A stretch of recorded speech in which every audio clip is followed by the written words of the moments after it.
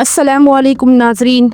शाम यानी सीरिया की बदनाम ज़माना सैयदाना जेल एक ऐसा कैद खाना जिसे इंसानी मज़बा खाना यानी इंसानी कसाई खाना कहा जाता है, जो दमिश्क के शिमाल में वाक़ है।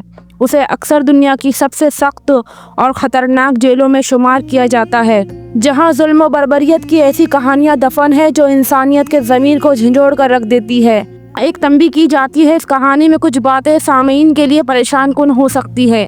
ये शाम में बशारुल असद की हुकूमत गिरने का फैसला कुल लम्हा था, जब बागियों ने मुल्क की बदनाम जेलों से कैदियों को रिहा कराया। BBC ने यहाँ से रिहा होने वाले 4 कैदियों से बात की है, जिन्होंने अपने साथ होने वाले जुल्म की दास्तान सुनाई। अपने कैद खाने के बाहर चीखो पुकार सुनकर कैदी सहम कर बैठ गए। एक शख्स की आवाज़ सुनाई दी कि कोई है, मगर वो डर की वजह से जवाब देने से कतराए। बरसों तक उन्हें ये बात अच्छे से समझ आ चुकी थी कि दरवाजे खुलने का मतलब मारपीट, रेप और दीगर सज़ाएं हैं, मगर उस रोज़ उस शोर का मतलब आज़ादी था। अल्लाहु अकबर की पुकार के साथ कैदी ने आह भरी और दरवाजे में एक सुराख से बाहर देखा। उन्हें बाहर गार्ड्स की बजाय बागी नजर आए। 30 साला कैदी कासिमुल किबलानी बताते हैं कि हमने कहा हम इधर है, हमें आज़ाद कराएं। दरवाजे को गोली मार कर खोला गया और कासिम नंगे पैर बाहर की तरफ भागे। दीगर कैदियों की तरह उन्होंने पीछे मुड़कर नहीं देखा और बस भागते रहे। 31 साला अदनान अहमद गानम कहते हैं कि वो हमें आज़ाद कराने आए और कहा कि सब बाहर निकलो, सब बाहर निकलो। मैं जेल से बाहर भागा, लेकिन इतना डरा हुआ था कि पीछे मुड़कर देखा, क्योंकि मुझे लगा वो मुझे दोबारा जेल में डाल देंगे। उन्हें मालूम नहीं था कि शाम के सदर बशारुल असद मुल्क से जा चुके हैं और उनकी हुकूमत गिर चुकी है, मगर जल्द ही ये खबर उन तक पहुंच गई। अदनान याद करते हैं कि ये मेरी ज़िंदगी का बेहतरीन दिन था। ये एहसास नाकाबिले बयान है। ये ऐसा है जैसे कोई मौत के मुंह से निकला हो। कासिम और अदनान इन 4 कैदियों में से थे जिन्होंने सैयदाना जेल से रिहाई के बाद BBC से बातचीत की। ये कैद खाना इतना बदनाम है कि उसे इंसानी मज़बा खाना यानी इंसानी कसाई खाना भी कहा जाता है। सभी साबिका कैदियों ने इस जेल में गार्ड्स की तरफ से तशद्दुद, साथी कैदियों के कत्ल, जेल हुक्काम की करप्शन और जबरी एतराफ़ की दास्तानें सुनाई हैं। हमें एक साबिका कैदी का जेल सेल भी दिखाया। सेल यानी जेल की छोटी कोठरी, जबकि सैयदाना में कैद किए गए लापता अफराद के अहल खाना भी जवाब तलाश कर रहे हैं। शाम के कवानीन के तहत इंसाफ का मुतालबा किया और सियासी कैदियों के इलाज की बात की। इसकी 2017 की रिपोर्ट में हुक्काम पर इल्ज़ाम लगाया गया था कि सैयदाना जेल में कैदियों पर तशद्दुद होता है और उन्हें कत्ल किया जाता है। सैयदाना जेल के गिर्द खारदार तारे नस्ब हैं और ये एक पहाड़ की बंजर ज़मीन पर वाक़ बड़ा कम्प्लेक्स है। उसे 1980 की दहाई के अवाइल में तामीर किया गया और ये दहाइयों तक असद ख़ानदान के मुखालिफिन को कैद करने के लिए इस्तेमाल होता रहा। 2011 के मुज़ाहरों के बाद उसे मुल्क का मरकज़ी सियासी कैद खाना करार दिया जाता है। तुर्की में कायम समाजी तंजीम ने उसे डेथ कैंप का लक़ब दिया था। कैदियों ने हमें बताया कि उन्हें असद की मुखालिफ तंजीम फ्री सराइन आर्मी से असल या फ़र्ज़ी ताल्लुक़ की बिना पर सैयदाना जेल भेजा गया। बाज़ लोगों को इसलिए भी यहाँ कैद किया गया क्योंकि जिस इलाके में वो रहते थे वहाँ असद ख़ानदान को पसंद नहीं किया जाता था। बाज़ कैदियों पर अगवा, फ़ौजियों के कत्ल और दहशतगर्दी जैसे संगीन इल्ज़ाम आयद किए गए। सभी का कहना है कि उन पर तशद्दुद करके या दबाव से एतराफ़ लिए गए। उन्हें तवील कैद और मौत की सज़ाएं सुनाई गई। एक कैदी ने कहा कि उन्हें 4 साल से यहाँ रखा गया, मगर कभी अदालत के सामने पेश नहीं किया गया। उन लोगों को जेल की सुर्ख इमारत में रखा गया जो मुखालिफिन के लिए मुख्तस थी। आर्मी के लिए दहशतगर्दी करने के इल्ज़ाम में गिरफ्तार किया गया और उन्हें कहीं हिरासती मराकिज़ भेजा गया और बाद में सैयदाना जेल मुंतकिल कर दिया गया।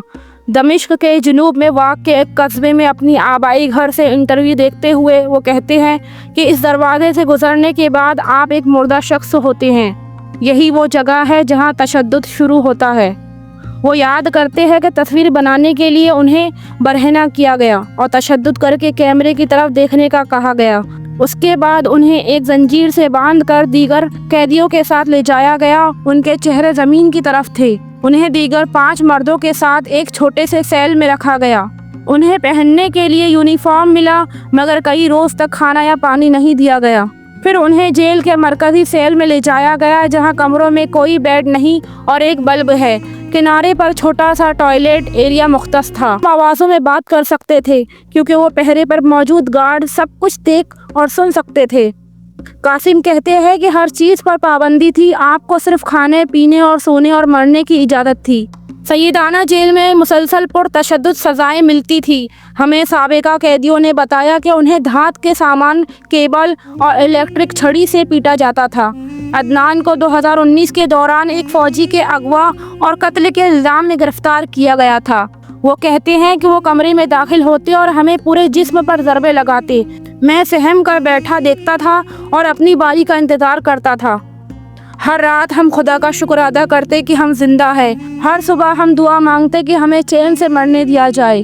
قاسم کا کہنا ہے کہ جب ان کے خاندان نے گارڈز کو پیسے دیے تو پھر ان کے ساتھ جیل میں ان اہلکاروں کے رویے میں بہتری دیکھنے میں آئی۔ عدنان اور دیگر 2 نئے رہا ہونے والے قیدیوں نے بتایا کہ ان کو بعض اوقات گھٹنوں کے بل سر موڑ کر بیٹھنے پر مجبور کیا جاتا اور ان دوران بیچ میں سے چھڑی گزاری جاتی تاکہ وہ حرکت نہ کر سکے، اور پھر مار پیٹ سے قبل ان کے جسموں پر سے گاڑی کا ٹائر گزارا جاتا تھا۔ ہر کسی کے لیے سزاؤں کی شکلیں مختلف ہوا کرتی تھی۔ قاسم نے بتایا کہ انہیں جیل کے 2 افسران نے پانی کے ایک ڈرم میں اس وقت تک الٹا پکڑ کر رکھا یہاں تک کہ انہیں محسوس ہوا کہ وہ اب دم گھٹنے سے مر جائیں گے۔ انہوں نے کہا کہ میں نے موت کو اپنی آنکھوں سے دیکھا۔ وہ یہ عمل اس وقت کرتے جب کوئی قیدی رات کو جاگتا پایا جاتا، بلند آواز میں بات کرتا یا کسی کو کسی دوسرے قیدی سے مسئلہ ہوتا۔ رہا ہونے والے قیدیوں میں سے 2 اور گارڈز کی جانب سے جنسی حملوں کی گواہی دی۔ ایک قیدی نے کہا کہ اگر کسی قیدی کو کھانا کھانے کی زیادہ طلب ہوتی تو اسے کھانے کے بدلے گارڈز کے ساتھ اورل سیکس کی پیشکش کی جاتی۔ 3 قیدیوں نے بتایا کہ گارڈز انہیں زیادہ سے زیادہ تکلیف پہنچانے کے لیے ان کے جسموں پر کودتے تھے۔ قاسم القبلانی گرم کوٹ اور ٹوپی پہنے درختوں کے پاس کھڑے مسکرا رہے تھے۔ انہوں نے بتایا کہ انہیں اس قید کے دوران پانی کے ذریعے تشدد کا سامنا کرنا پڑا۔ دمشق کے ایک مرکزی اسپتال میں ہم 43 سالہ عماد جمال سے ملے جن کی ماں ان کی دیکھ بھال کر رہی تھی، اور ہر بار جب دیکھ بھال کے دوران ان کی ماں کا ہاتھ لگتا تو عماد درد سے کرہ جاتے۔ جب قید میں گزرے وقت کے بارے میں ان سے پوچھا گیا تو انہوں نے انگریزی میں دھیرے سے کہا کہ نہ کھانے کو تھا نہ سونے دیا جاتا، مار پیٹ، لڑائی، بیماری، وہاں کچھ بھی نارمل نہیں تھا۔ عماد کے مطابق ان کو سیاسی گرفتاری کے تحت قید کیا گیا تھا۔ انہیں 2021 میں اس علاقے کی وجہ سے گرفتار کیا گیا جہاں سے ان کا تعلق تھا۔ عماد نے دوبارہ عربی میں بات کرتے ہوئے کہا کہ ان کی کمر اس وقت ٹوٹ گئی جب انہیں زمین پر گھٹنوں کو سینے سے جوڑ کر بیٹھنے پر مجبور کیا گیا اور پھر ایک گارڈ نے سزا کے طور پر ان کے اوپر چھلانگ لگائی۔ عماد کے مطابق ان کا قصور یہ تھا کہ انہوں نے ایک دوست کو دوسرے قیدی سے دوا چرا کر دی تھی، لیکن عماد کے لیے جیل میں سب سے زیادہ مشکل چیز سردی تھی۔ وہاں کی دیواریں تک بھی ٹھنڈی تھی۔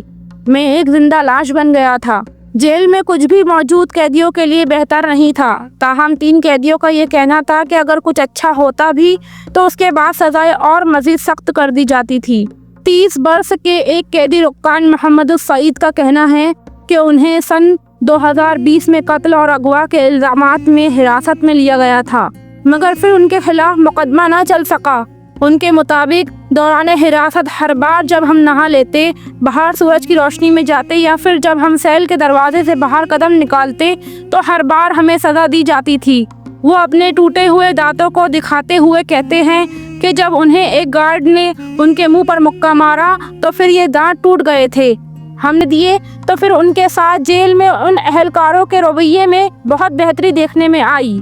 مگر ان کے والد کا کہنا ہے کہ انہوں نے رہائی کے بدلے میں کوئی بھی رشوت لینے سے صاف انکار کیا۔ زیر حراست ملزمان کے خاندان والے انہیں کھانے پینے کے لیے پیسے بھیجتے تھے، مگر ان کا کہنا ہے کہ بدعنوان اہلکار اس رقم کا بڑا حصہ خود اپنے پاس رکھ لیتے اور اس کے بدلے قیدیوں کو محدود راشن دیتے۔ کچھ عقوبت خانوں میں تمام قیدی اپنے کھانے کو ایک جگہ جمع کرتے، مگر یہ پھر بھی ان کی بھوک مٹانے کے لیے کافی نہ ہوتا۔ عدنان کے لیے مار پیٹ سے بھی زیادہ مشکل بھوک برداشت کرنا تھا۔ انہوں نے بتایا کہ میں سونے کے لیے جاتا تو پھر بھوک سے جاگ جاتا۔ 1 ماہ میں جو سزا ہمیں دی جاتی تھی وہ کچھ یوں تھی کہ کسی دن وہ روٹی کا ایک ٹکڑا کھانے کے لیے دیتے، اگلے دن اس سے بھی آدھا ٹکڑا دیتے اور پھر اسی طرح بہت ہی کم ٹکڑا دیا جاتا۔ آخر میں یہ ٹکڑا ختم ہو جاتا تو پھر ہمارے لیے کھانے کو روٹی نہیں ہوتی تھی۔ قاسم کا کہنا ہے کہ ایک دن گارڈ نے ہمارے سیل کے لیڈر کے منہ پر دہی مل دیا اور پھر ہمیں کہا کہ اب اسے چاٹو۔ خوراک کی کمی کی وجہ سے سب قیدیوں کا وزن بہت کم ہو گیا۔ قاسم کا کہنا ہے کہ میرا خواب یہی ہوتا تھا کہ پیٹ بھر کر کھانا نصیب ہو جائے۔ ان کے خاندان نے ان سے ملنے کے لیے بھی گارڈز کو پیسے دیے۔ ان کے والد کے مطابق انہیں کبھی کبھار ویل چیئر پر نیچے لایا جاتا کیونکہ وہ اتنے لاغر ہو گئے تھے کہ چل نہیں سکتے تھے۔ بیماریاں تیزی سے پھیلتی تھی مگر قیدیوں کے پاس ان کے تدارک کا کوئی راستہ نہیں تھا۔ ایسے دو لوگ جن سے ہم نے بات کی انہیں اتوار کو رہا کیا گیا۔ ان کا کہنا ہے سیدانہ جیل میں انہیں ٹی بی ہو گئی۔ ان میں سے ایک نے ہمیں بتایا کہ ان کو سزا دینے کی غرض سے ان کی دوائی روک لی جاتی تھی۔ عدنان کا کہنا ہے کہ ڈر لگنے والی بیماریاں جسمانی بیماریوں سے کہیں زیادہ بری تھی۔ اس ہفتے دمشق کے ایک اسپتال میں ایک اہلکار نے بتایا کہ ان کے پاس چیک اپ کے لیے جن قیدیوں کو بھیجا گیا تھا ان میں زیادہ تر نفسیاتی مسائل تھے۔ ان باتوں کو سن کر لگتا ہے کہ وہاں کوئی امید نہیں تھی بلکہ صرف درد تھا۔ قیدی زیادہ وقت خاموش رہ کر گزارتے، باہر کی دنیا سے ان کا کوئی رابطہ نہیں تھا، لہذا اس میں کوئی حیرت کی بات نہیں کہ جب وہ کہتے کہ انہیں نہیں معلوم تھا کہ بشار الاسد کی حکومت ختم ہو گئی ہے۔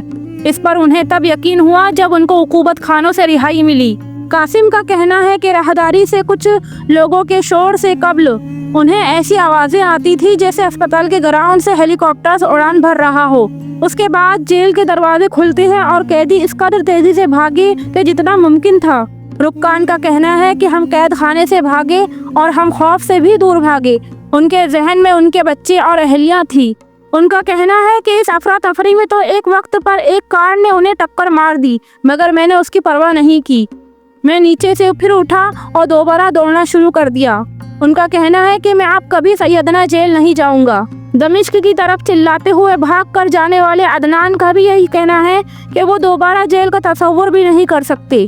انہوں نے کہا کہ میرے لیے یہ احساسات بیان کرنا ممکن نہیں۔ انہیں سونے سے قبل ہر رات یہی ڈر لگا رہتا کہ کہیں ان کی آنکھ جیل میں نہ کھلے اور انہیں پتہ چلے کہ یہ سب کچھ محض خواب تھا۔ قاسم تل منین نامی شہر کی طرف دوڑے۔ وہاں ایک خاتون انہیں ملی جو رہا ہونے والے قیدیوں کو کھانا، پیسے اور کپڑے دے رہی تھی اور انہوں نے بتایا کہ بشار الاسد کی حکومت گر گئی۔ انہیں ان کے آبائی قصبے لایا گیا جہاں جشن میں فائرنگ کا سلسلہ شروع ہوا اور ان کے خاندان نے روتے ہوئے انہیں گلے لگایا۔ انہوں نے کہا کہ یہ ایسا ہے جیسے میرا دوبارہ جنم ہوا۔ یہ وہ کہانیاں ہیں جو صرف سننے سے زیادہ محسوس کی جا سکتی ہے۔ سیدانہ جیل کے ان قیدیوں نے ہمیں سکھایا کہ آزادی کی قیمت کیا ہے اور انسان کا حوصلہ کتنی آزمائشیں جھیل سکتا ہے۔ اگر آپ کو یہ کہانی متاثر کرے تو اسے دوسروں تک ضرور پہنچائے تاکہ دنیا جان سکے کہ انسانیت کے اصل دشمن کیا ہیں۔ ہمارے چینل کو سبسکرائب کریں اور اپنی رائے کمنٹ باکس میں ضرور دیں۔ ایسی کہانیوں کے لیے ہمارے ساتھ جڑے رہیے۔ اگلی ویڈیو تک آپ کا وقت خوشگوار رہے۔ فی امان اللہ۔